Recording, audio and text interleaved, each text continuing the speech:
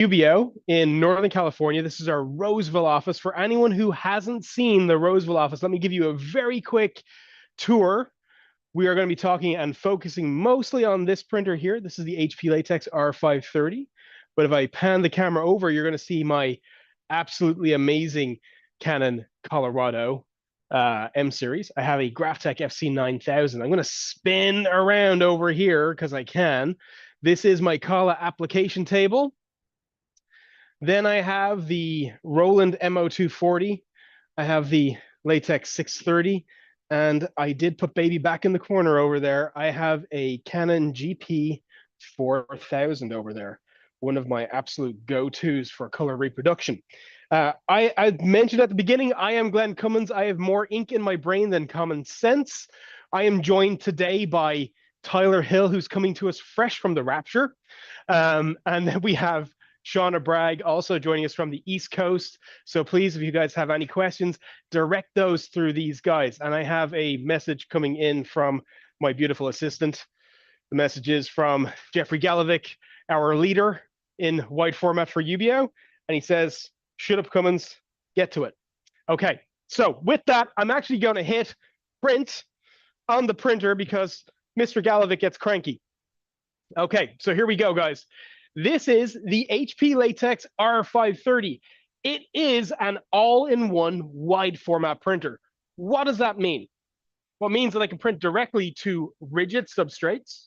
So rigid boards like foam board, ACM, acrylic, wood, your enemies, or flexible materials. Your enemies can be flexible as well. Let's just be honest. Flexible materials like self-adhesive vinyls, banners, films. I say that funny because I'm foreign. Sorry, guys. So this guy can kind of do it all. And you can see it. It's actually a very compact package.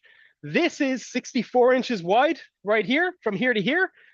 And it will print just about any length that I wanted to print. We did learn on the last session, Tyler chimed in with some nerdy details for us, about 20 feet long if you're doing a rigid substrate. Tyler, correct me if I'm wrong on that. 236 inches, sir, but who's counting? There you go. Who's counting? It was only off by 4 inches. Okay, so that is a very quick tour of the printer. I hit print there a few seconds ago. It is about to start. Just to give you guys a heads up, I am printing on Coroplast, corrugated plastic sheets. Typically, you'll see those at election time. Very cheap, affordable signage. I'm printing in 300 DPI, 4-pass, which is called draft. It is my fastest speed on this machine, my lowest image quality. I really want to show you guys how you're going to be using this machine, okay? Cool thing about this, it being latex, once it goes through that dryer, this big dryer right here, it is going to be fully printed. You can see that we're all the way through. In this print mode, which I call election mode, in this print mode, you will do 4 foot by 8 foot boards per hour. So very fast for especially the entry point, the price point that we're at right here. I have this guy paired back. I have a pull back with the table out of the way, but let me pull the camera here to show you. Down here, I have a take-a-breel, which again will go up to 64 inches wide. I have my inks, CMYK, light cyan, light magenta, optimizer, and overcoat. I have another ink over here, secretly hidden away. That is my white ink. And we'll get into all of that in a few minutes. I can see the print is beginning to come out, so I'm going to move this table back in place. Here we go. This table comes standard, by the way, with the machine. So when you get the printer, you get this table. You can get an additional table as accessories to go on the front and the back, okay? If you guys need any more information about that, reach out to Tyler and Shauna. They'll help you get the right information. Now, things that I can hear that you can't hear. I can hear the vacuum systems kicking in. So as the board moves through the belt and moves through the print zone, I can hear different vacuums kicking on and off. I can also hear that it's just about finished printing and going through the dryer. I'm just going to move over here to take a look. And we are at the very end of the print. So in the time it's taken me to yammer on about the ink, it has finished the 3 2-foot boards that I'm printing right now. Let me finish talking about the ink. So we are at Gen 4 of the HP Latex inks. And what that means, what they've done, in 4 generations of latex ink. It started all the way back in 2007 with the LX650, I think. I can't remember the exact number off the top of my head. Great printer, grand format. It was their first latex. They've made the ink stronger and more durable over the generations. When we hit generation 3, HP Latex 360, 365, 335, 315, those printers, that became our gold standard for a latex ink. And what that really means is that we get good scratch resistance, good color reproduction, and great longevity. We're getting 3 to 5 years outdoor life, right? What they've done with this is they've taken the overcoat, scratch resistance, they took it out of the inks and they gave it its own dedicated print head and ink channel. With that, they're able to put in more color, more pigments into the other channels. So now my color vibrancy just went up. And on top of that, because the overcoat is now going down separately, I'm getting even greater scratch resistance. Now, I'm not saying overcoat means that we get to replace laminating when we need to laminate. What I'm saying is that our overcoat is even better. This print is, by the way, finished and ready to go. It's almost through the dryer. I'm going to be patient and let it come completely through. So 4th generation inks, we also added in the white ink. And I want to show you something really cool about the white ink while that's finishing. Let me just move the camera down here. All right, guys, so you'll see, when I look at the other ink cartridges, I have 1 pip. When I look at the white ink cartridge, I have 2 pips. And this is really genius. When they first introduced this in 2018, no one was doing anything like it. And what happens when the ink is not in use, it circulates all through the printer from A and comes back to B. So I don't generate waste ink by not using my white. When the white print heads, I'm just going to take this out here, when the white print heads are not in use, you take them out. They live in this guy. It's called a rotation chamber. And they're kept alive. That's the print head, by the way. That's 1 white print head. This rotation chamber will rotate a little bit every hour. It keeps the heads alive. It keeps the ink in there alive. It means that I'm not destroying my print head by not using it. It means that if I'm not using it, it's okay. It's down here. It also means that if I'm not using white ink frequently, because let's be honest, we don't always print with white ink, I'm not throwing my money into a waste container. Here is my print, by the way. Look at this happy chap. Look at him. Super happy. Tyler's favorite print, by the way. So you'll see here, nice edge-to-edge printing all the way around. Beautiful edge-to-edge printing. In my here's one I made earlier, I actually did a double-sided print so I could really irritate Tyler and Shauna. Look, I never go away. If I come back here, you will see, again, nice edge-to-edge printing. And I just did this on the previous demo. Here's one of the best things about latex ink, right? If I was to do this on a UV printer, we would be hearing cracking. The ink would be flaking off now. Because this is a latex printer, I can do this. Now we have a weapon to hit me with. And here we are. A few more lines in my face, but no cracks, right? So I think as far as durability is concerned, we have a nice, really good story for you guys. Very durable. I expect that ink to last for 3 to 5 years outdoors. I don't expect the Coroplast sign to last for 3 to 5 years. That's a different story. Okay, so that's our printing. We just printed 3 boards, by the way. If you look, let me just pull this back to show you guys. I printed 3 boards. Not every one of them was the same image. I have 2 different images. And I'll show you guys, and when I show you guys the control panel, I'll show you how simple that is to do. Because this is a continuous print system, I could tell it I want 1,000 of these boards. And at the back of the machine, it's just going to ask me to keep on loading until it's gone. By the way, we do have auto loaders that you can get for this machine. And they are really cool. All right, coming to the back of the machine, I want to show you guys 2 of my favorite things with the printer. Okay. Hey, Glenn, Yes. before you get started on changing up to a roll, if that's what you're about to do, That's what I'm you about just to went through some, loading rigid boards that were pre-cut, and talk about the alignment of those, making sure that they're lined up correctly. Excellent. How did you do that? Was that a hard step for you? Absolutely not. I'm going to show you. I'm not going to do it, but I'm going to show you. So I have some boards that I pre-cut yesterday because I did. Here's the board right here. Okay, that's it. It's lined up. If I wanted to make it repeatable, if I was doing hundreds of these, I'm going to drop my pin like that, lock it in place so this doesn't move. And now every time I load a board in that position, it's always going to be in the exact same spot. Perfect. If So I if we're want to doing have three a hard boards like you were alignment, just doing, oh yeah, easy I to can. do, always in the right spot. Yeah, very, very simple, very easy to use. It's going to move this pin out of my way. So to kind of get back to where I was, right, I'm going to show you how to load this thing as a roll-to-roll printer. When we talk about all-in-ones, right, that's kind of the hybrid or the all-in-one printer. The dream is that we want to be able to go from rigid printer to roll-to-roll printer. And if it's a hybrid printer, it shouldn't be an issue. Now, I've been in the print industry for longer than I care to admit. I've worked with a lot of different printers.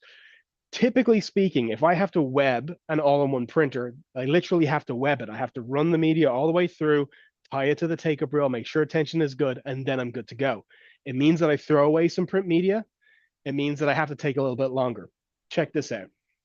So before I do it, let me show you the control panel. Very complicated control panel.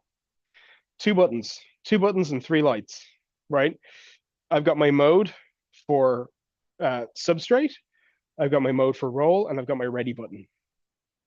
I'm going to convert it to roll mode. That's going to flash while it sets up.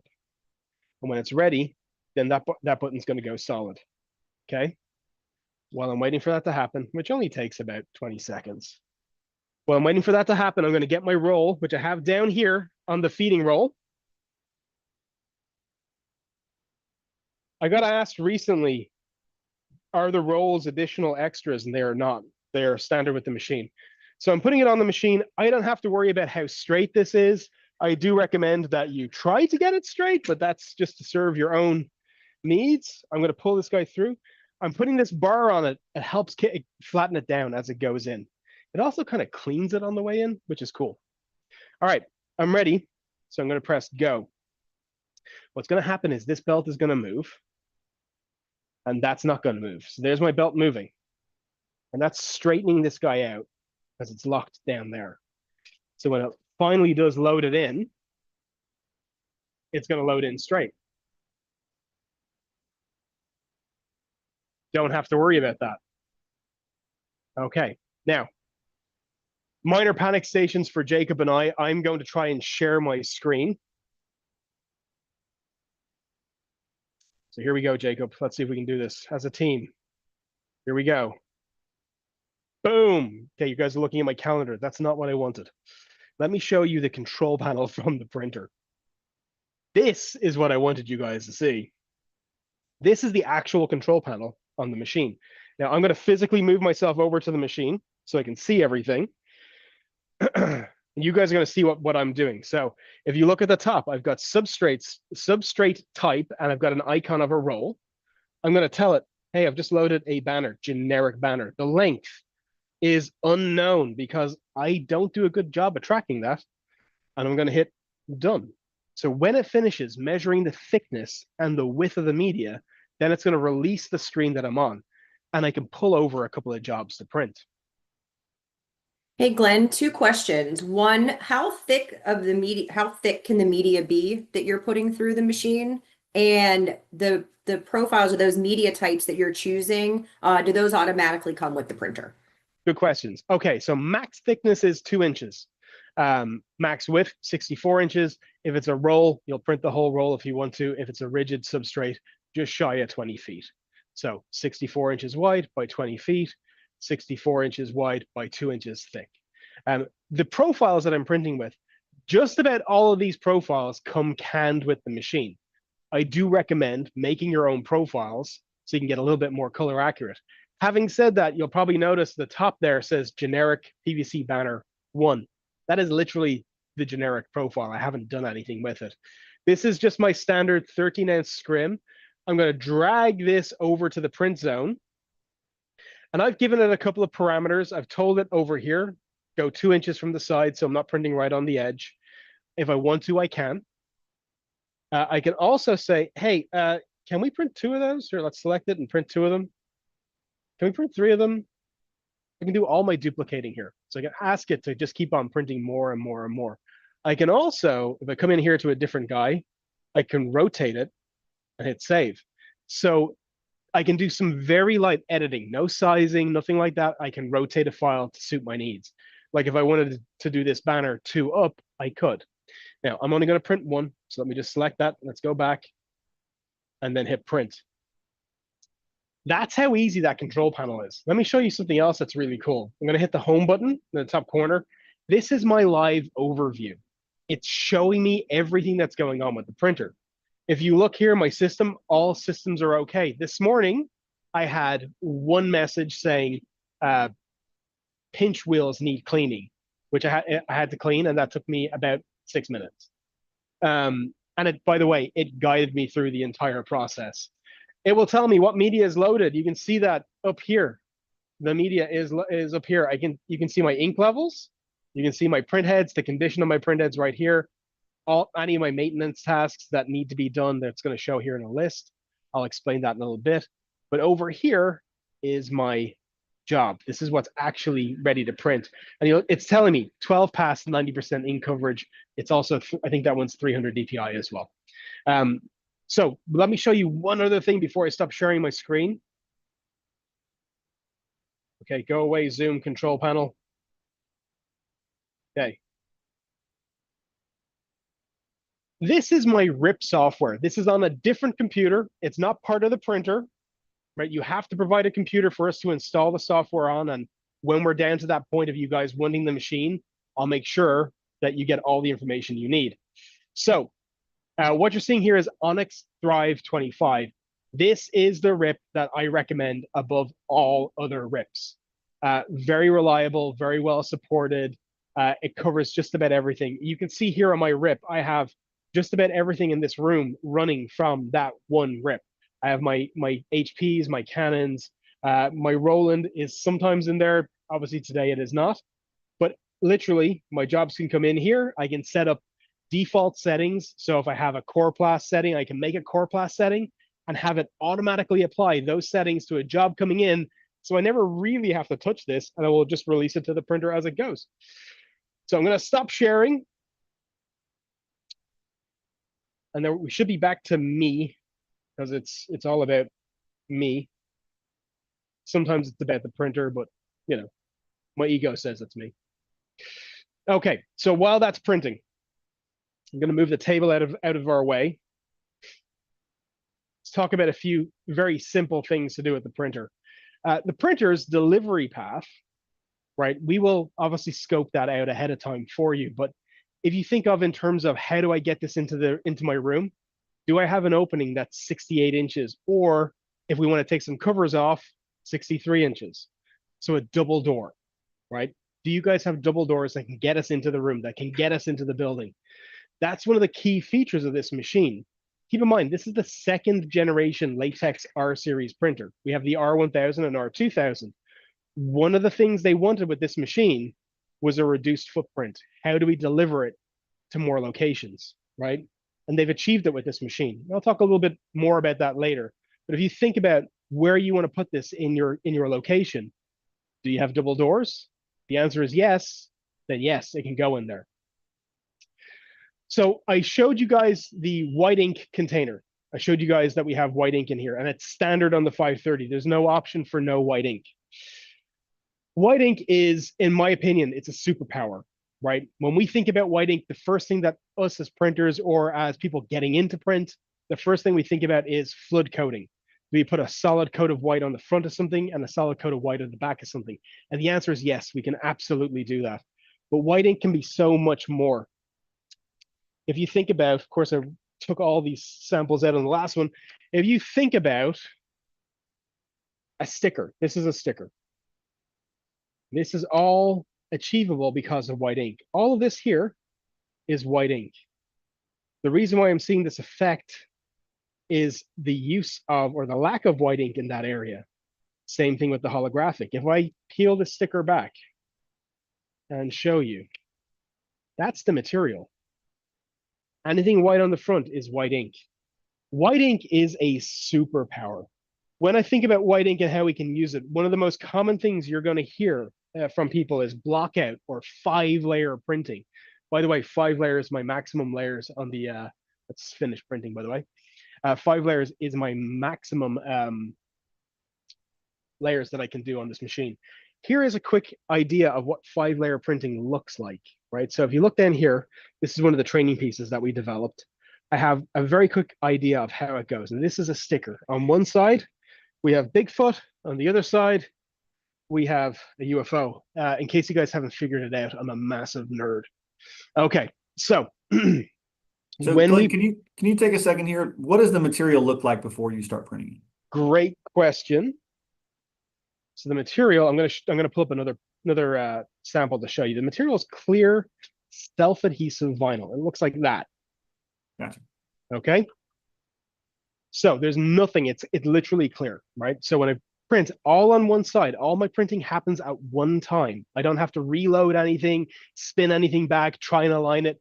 It all happens at the same time. Okay.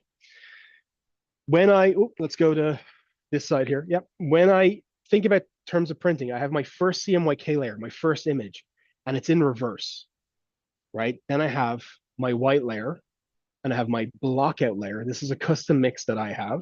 Then I have my second white layer, and then I have finally my top layer of CMYK, and that creates the 5 layers for 5-layer printing. That's this guy here. I'm just going to pull this one apart just so you guys can see it, right?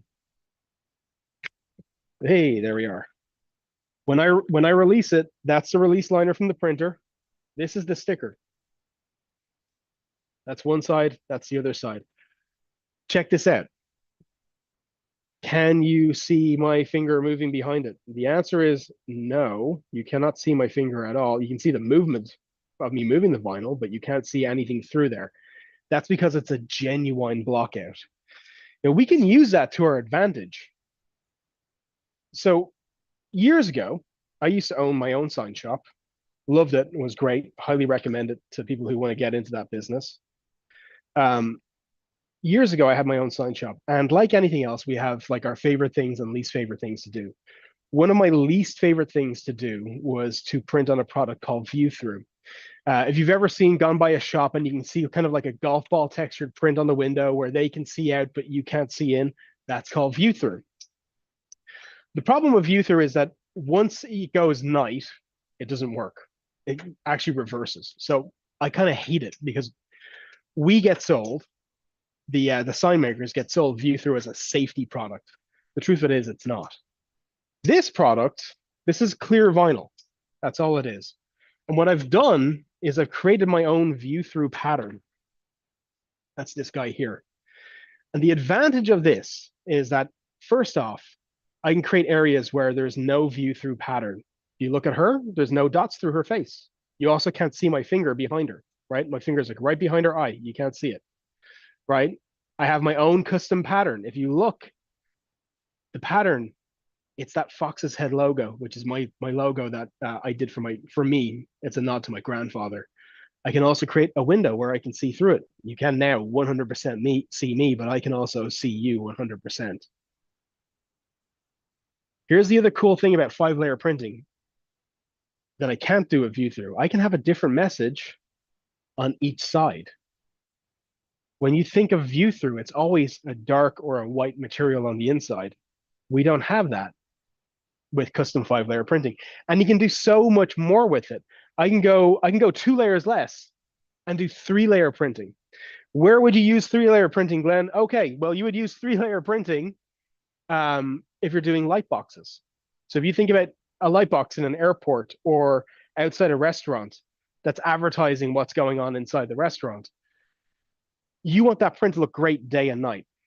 So what I've done is I've created prints like this. This is one of my sample files where we have a great looking image. It looks great, light or no light. Sean and Tyler will tell you number 28 on the list of irritating things that I do is I can't leave anything alone, right? So I wanted my prints to look different, completely different when I added an element of light because I wanted to tell a story. Of course, if I can turn on the light, that helps. So you can see we went from black and white to color very easily. This is because I've got a third layer. I've got an image, I've got white ink, and then another image. Here's another good example. This would be more for a retail setting. Keep an eye on his glasses. They turn into sunglasses. I'm going to show you guys one more. Actually, I'll show you two more. Great black and white image here as well. Everything that's white on there, by the way, is white ink. Come on, light. There you are. And we turn to color. Fantastic. And then I'll just show you very quickly. We have this print here. Once I add light to it, you can see how my Celtic knot just comes to life. So having white ink, and I say it all the time, especially when I'm teaching people how to design for white ink, it really is, it's a superpower, okay? So I highly recommend, one of the advantages of getting your R530 from UBO is that you get to spend time with us and our trainers. You get to spend time with me and my team, and we'll go through the white ink and how it works. So we did show you guys the Coroplast sign. This is draft mode. Again, this is its low quality. Take a look at all the detail in the beard, all the stress Tyler has caused me over the years. That's all there, right? In its low quality mode. Let me show you two cool things, and I want to talk about one of my favorite features over here on the printer. This is a standard. This is a 600 DPI, so my standard print quality. This is a foam board, right? This is my normal everyday print. Salmon pink is a difficult color to print. Very, very difficult color to print. Look at how smooth that is. Check out how vibrant my cassette tapes are. This is a 4-color process, water-based ink that will last for 3 to 5 years outdoors. Okay, so I upped the quality to show this. This is my 16 pass image, 600 DPI, 16 pass. So really good color definition, really good image detail. It really is second to none. Okay. A lot of that's achievable. Yes, sir. So you just showed us some foam board signs, some Coroplast. What are some other materials you can print on with this?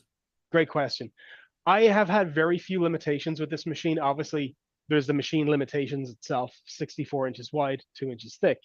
But as far as materials are concerned, I'll print on aluminum, Coroplast, foam board, wood, corrugated board, like cardboard boxes, magnets. I mean, the list is huge. I've printed on mirrors with this printer, and it looks fantastic. The reason why that's really interesting to someone like me, when I print on mirrors with a UV printer, I'm actively destroying the print head. That doesn't happen with this. I can do things like this. I'm printed on a piece of, this is a brushed aluminum effect ACM. And by using the white ink, I created variations in the mountains. This is a photograph by our own analyst, Ian McGee, in case anyone's wondering. But yeah, using white ink or the lack of white ink, I'm able to create variations in the mountains, which is just stunning. There's very few limitations. So Glenn, you showed us a ton of beautiful applications. Looking at that picture of the mountains, does this printer have the capability to give those mountains texture? You've talked about the 1, 3, and 5 layer, but can it go in and add texture to those mountains as well? Great question. And that's actually, that actually kind of leads me down two things. So first off, no, I can't do textures. This ink has 0 pile. And that actually helps me out when I'm doing things like printing edge to edge.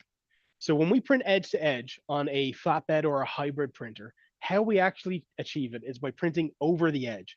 So if you look at the bed of my printer, you'll see I've got ink all over the bed of my printer.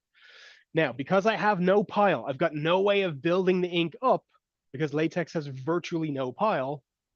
I have no texture jump in my bed, meaning I don't have to clean it and my board will never bow because of the differences in the height of the bed. If I was printing on a UV printer, like my Roland MO240 back here, and I'm going to show you an example of texture just so you guys can see it, because Shauna asked a great question. Here is a really good example of texture, right?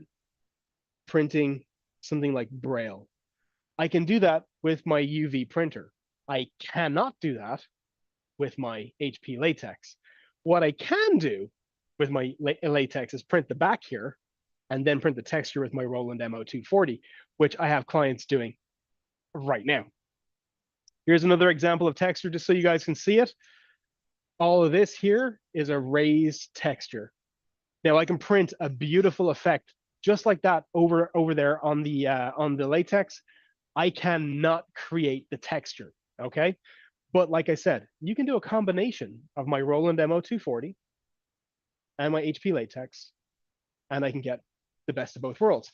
Now, this kind of worked out perfectly. It did on the first one, it didn't on the second demo, but here, check this out. Right here, you can see where I've printed on the bed, and there is no difference. And that's because in here, the belt itself is a textured belt to allow the vacuum through. So some of the ink goes through and it gets sucked out and goes into the waste container. It's a water-based ink. It's safe for me to be in here. There's no odor, not just because I'm sick and I'm bunged up, but there's genuinely no odor in here from the ink, right? So it's safe. It's safe for us all to be in here. We did finish that banner print. Let me pull that guy out to show you. I'm going to tell it to advance 36 inches just so we can see it. Standard PVC banner right here on the bed. I'm going to show you guys something. It's kind of leads me to the evolution of latex printers. Okay. So it's hard to see on the camera. That's a seafoam green. And that's obviously pink. And we have yellow. Now these colors, these particular colors, which is why I like this sample file, these are very, very difficult to print. Very difficult to print without dot gain, massive dot gain in there. I have virtually no dot gain in this print. And that's achievable because we stole something. HP stole something from HP. HP is one of those companies, it's so big, they don't know what they're doing. So the latex division went in to the Z series division. They took their key piece of technology called pixel control, and they put it into this printer first, the 630. I'll explain that. And then the 630 influenced the 530, the 730, and the 830. Now here's the really, really cool part about this printer. There's many, many cool parts, but here's my absolute favorite part. This is the second generation R series printer, right? It has a big brother, the R1000, and an even bigger brother, the R2000. They print a little bit faster, but this guy prints at higher quality. I can also deliver this guy into just about any building with a double door. I can't with the other two guys. So this guy, for me, answers more questions. It solves more problems than its bigger brother at a much higher quality. The 630 over here was a response to two printers, the 700 and 800, that weren't great printers. HP very quickly addressed those problems, gave us a 630. This guy was a complete success from its initial launch. We vetted it really hard here at UBO.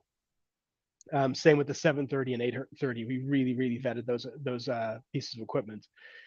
And the end result for us is the R530 is as close to perfect a printer as you're going to find in this category as has ever been made. It really is. It's an amazing machine. So one last thing that I want to show you guys. I'm gonna try and share my screen again. So Jacob, be prepared. In case anyone's wondering who's Jacob, he's the voice in my ear. I'm not even sure if he's a real person, but you know, he's there. Okay.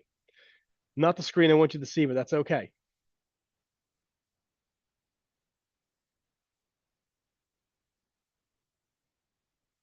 Okay, we're almost there. There's my calendar of doom. All right. This is HP PrintOS. It comes with their entire suite of wide format printers. So if you're getting a page wide, a Z series, or a latex, you're definitely getting this. PrintOS is kind of like the backbone of all of these printers, right? All the information that comes from your printer can go into PrintOS, and then you can analyze the ever living god out of it, right? It's amazing. To give you an idea, I have a whole bunch of locations that have demo sites. So I'm just going to show you Roseville, which is where I am. It's showing my printer. It's showing me that it's ready. Not all jobs are completed, meaning I've got jobs sitting there on the queue. If I come down here to orders, I can have HP PrintOS become part of my order intake process, meaning my salespeople or customers can use this, submit orders to me. I can have my workflow overview where things are happening in my print shop can be here on screen. If I'm using an HP device like my Latex here, it will tell me if it's in production or if it's finished printing. It'll automatically move those pieces across. I have live production right here, and it's going to show me what have I done today. Let me just scroll back. You can see the day. That's my day right there. Okay. It's telling me like, hey, this banner printed well. This guy here, I need to do a color calibration on Corplast. Cool. I will do that later, probably later today. One of the best parts is this guy right here. I'm gonna actually, I have to pull back just a small bit. On the last demo, I pulled up a Corplast sign and it said $2 and some odd. It was this guy right here. Now, there was a piece of information that I missed, $2.09. That's how much it costs for doing 2 copies, and that includes the ink and the print media. Myself and Tyler, when we seen that last time, we were like, oh, that's a bit high. Yes, it is a full coverage, dense image. The piece of information we both missed was that 2 copies. So think about that. We're doing 2, if you can see my camera, for doing 2 of this one right here, right? It cost me $2.09. Here's the breakdown of the ink, right? And you can see how pixel control is spreading all that information. So I don't have massive jumps above everything. I know it looks like my overcoat, which I should be using more overcoat, is jumping well ahead of everything else. But my ink for ink looks really level. You can see down here, I've got my substrate costs in there. I've got my total ink in there. I can even associate an additional cost. I can put in a shop cost there as well. PrintOS is a massive muscle. It comes standard with all HP wide format devices. The continued use of it is locked to your service contract. Okay, so guys, I very quickly in the past 30 some odd minutes, I've shown you printing directly to a board, creating a banner, showing you some pretty bright images. We talked about the functionality of the machine. I can tell you that one of the best parts of being here at UBO is that we get to play with this technology and teach you guys this technology. So one of the best parts that you're going to get from us, it's not the printer, it's the part that you get after. It's the, Glenn, how do I set up that for that white job again? How do I log in to do that again? We will make sure you're guided through that. We're here for that. We're here for you to hear that all day long. Guys, do we have any questions that have come in? You're both on mute, by the way. We're getting there. We're getting there. Glenn, can you go over just a question about these inks compared to some of the older HP flatbeds? So I know there was some, HP FB models that are out there were a UB based hybrid device. Just some of the key differences with that. Cool. That's actually it's a very good comparison and a good one for me because it's actually the hybrid I have the most experience with is the FB 950, 700, 750, right? They were UV based inks. They're developed here in the United States by another company called Clearspan McDermott that HP bought and then, refined that printer and sent it back out there. A lot of the heritage that this printer is built on actually comes from that machine. But the inks themselves, they were UV inks, meaning if I try to stretch the ink, it's going to crack and fall off. If I try to, just like I did with the corrugated sign, if I roll it up, that ink is going to crack. That ink would also only last for about a year outdoors. In particular, the magenta would just drop out really quickly. This guy here, we're going for 3 to 5 years outdoors. We have much better durability. And on top of that, this is HP latex ink. It's, again, 4th generation. This is the same ink, literally the same chemical in that box is going to be in the 830 or the 730, meaning I can use it for vehicle wraps. It will stretch around the bumper. That is this ink. Does that answer that question? Yes, sir. So Glenn, for post-processing, because this particular printer doesn't have an onboard cutter, what are the recommended products to be able to finish their boards and their rolls of media after they're printing? Good question. Okay, so you'll see here in the shop, I'm going to move the camera over here. I have my GraphTech FC9000. That's how I cut out all my stickers and my posters. I cut them over there. I'm incredibly lazy. I like to have machines do my work. Shauna and Tyler have said, no, Glenn, you can't have a Colex. You have too many toys. Otherwise, I would have a Colex in this room as well. A Colex is a flatbed cutter with a router on it. Wonderful device. I run my GraphTech over there in the corner. Just like my printers, I run it from Onyx Thrive, right? I can have Onyx put a box on the outside, or I can design in Adobe Illustrator my own cut lines for making dynamic cuts. Same thing with the Colex. And it doesn't have to be Colex. It could be Kongsberg. It could be any of the other big flatbed cutters. I just happen to love and adore Colex. They're phenomenal. Every customer we've placed a Colex with would probably say the same thing. Very, very dependable, reliable cutter. Same thing with the GraphTech. They just work.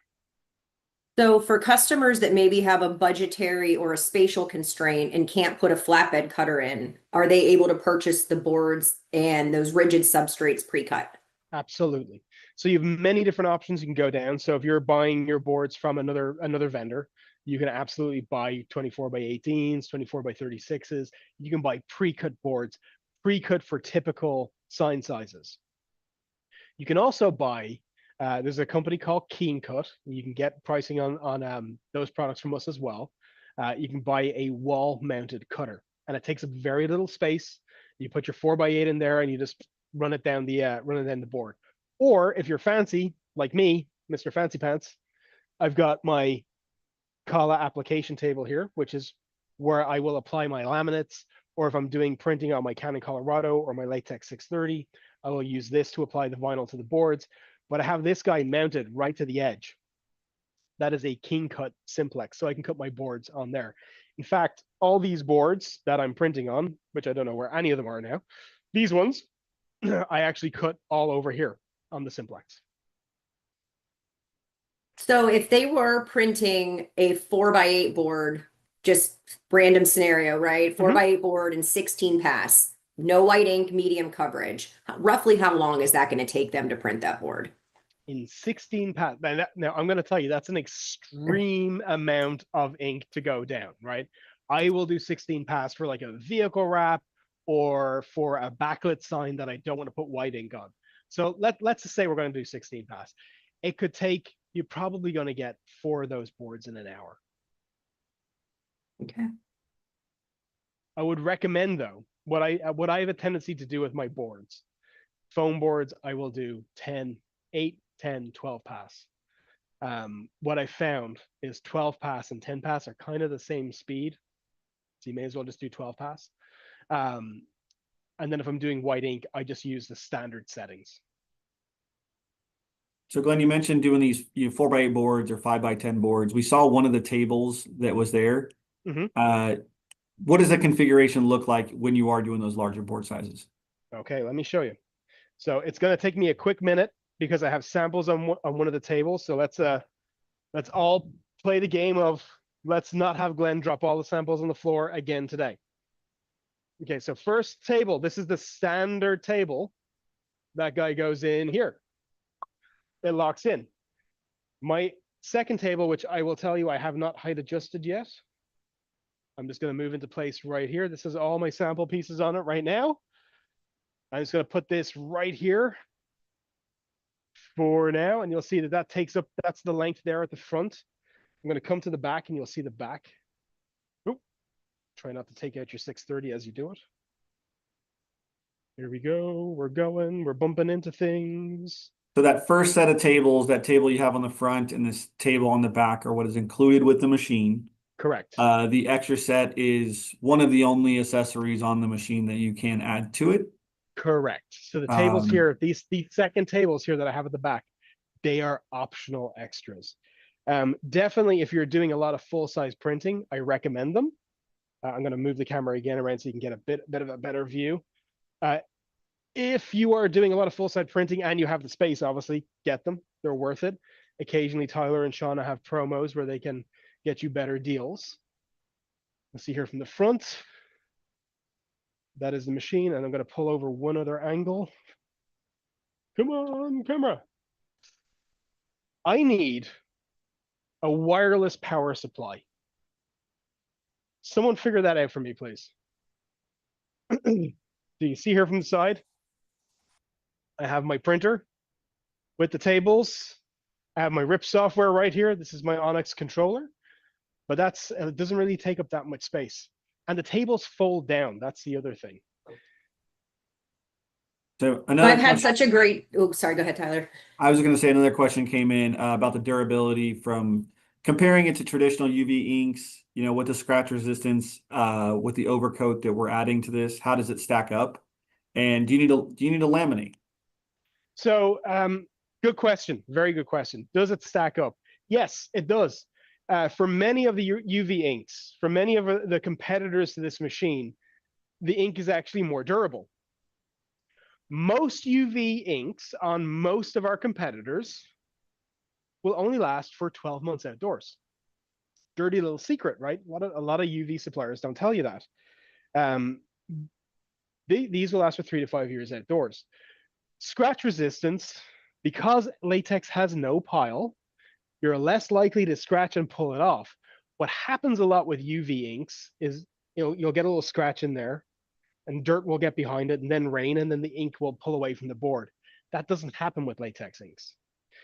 The scratch resistance on the boards really comes down to one, hygiene on the way in, and then when we calibrate the machine, how much optimizer are we putting down ahead of time, and how much overcoat are we putting down ahead of time? That's kind of the secret sauce in the latex printer. With a standard UV printer, though, there's a lot of things that can go wrong. Now, having said that, there are UV inks that are phenomenal, like the UV ink over here, my UV gel. Unreal. Nothing's taking that off the board. That's simple. Latex is very similar in that sense. Now, the question about laminating, am I going to laminate it? I am always going to laminate a vehicle wrap. You are not going to talk me out of that. Even if I'm using UV gel, I'm still going to laminate it, right? If am I going to laminate a sign? No, probably not. It's going to last for 3 to 5 years outdoors. Most people aren't going to go up and scratch it. If it's in a high traffic zone where I feel like I need that little bit of extra protection, then yes, I am going to laminate it. But I'm also going to laminate a standard UV print or a solvent print as well. Yeah, and I think that's one of the strengths too of this latex printer is for applications like car wraps, is that overcoat is something that can be turned on or off. So Correct. if you know you are going to laminate a job, you can turn overcoat off. It'll actually make some better adhesion with the laminate, but also save you money because you're not putting that down. Correct. And it moves slightly quicker. Not enough for me to get excited about, but slightly quicker. So I've really enjoyed watching you move these tables with all the samples on it. So I'm going to have you do it one more time. For customers that are in production and don't want to have to just hand cut in between every graphic, do they have the ability to run to a take-up unit? Yeah. Check this out. Bum, bum. Let's move this guy.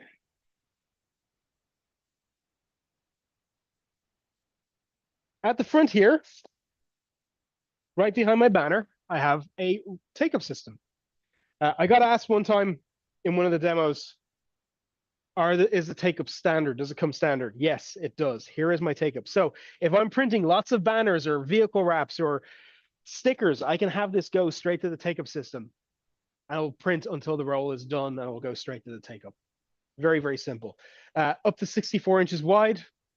One of the easiest take-up systems I've ever used.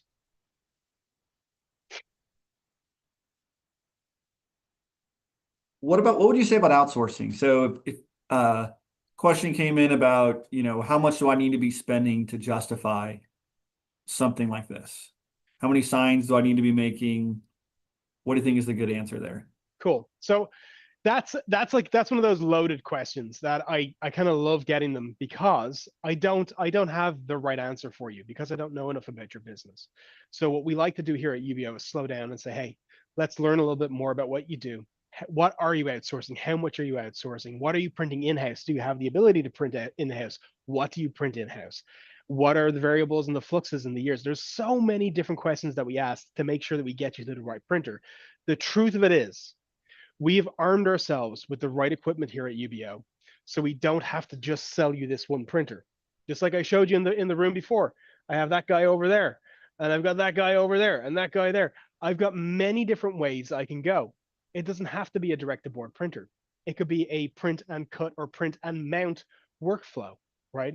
We will help you understand your business a little bit better, if we can, obviously. And make sure that we help guide you to the right equipment. It's not just about this one device for us. We want to create a partnership with our clients so that we get the right device for you guys, and then the next device, and help you grow. Does that answer that question?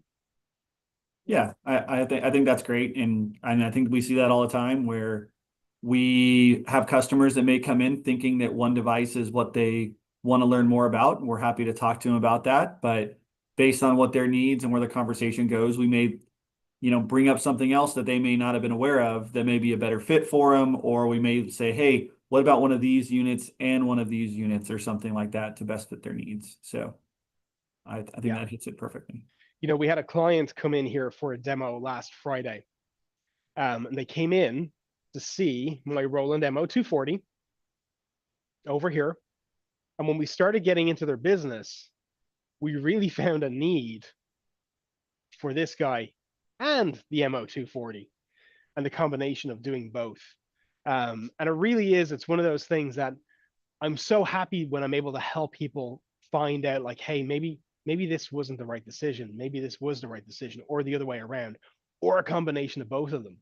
I'm really happy when we're able to get to those answers to those questions. It really is it's a wonderful place to find ourselves. And that's kind of again, I say it all the time, it's the kind of the beauty of UBO. We've armed ourselves with the right equipment so that we don't have to sell just one box, right? We sell best in class. What is best for you?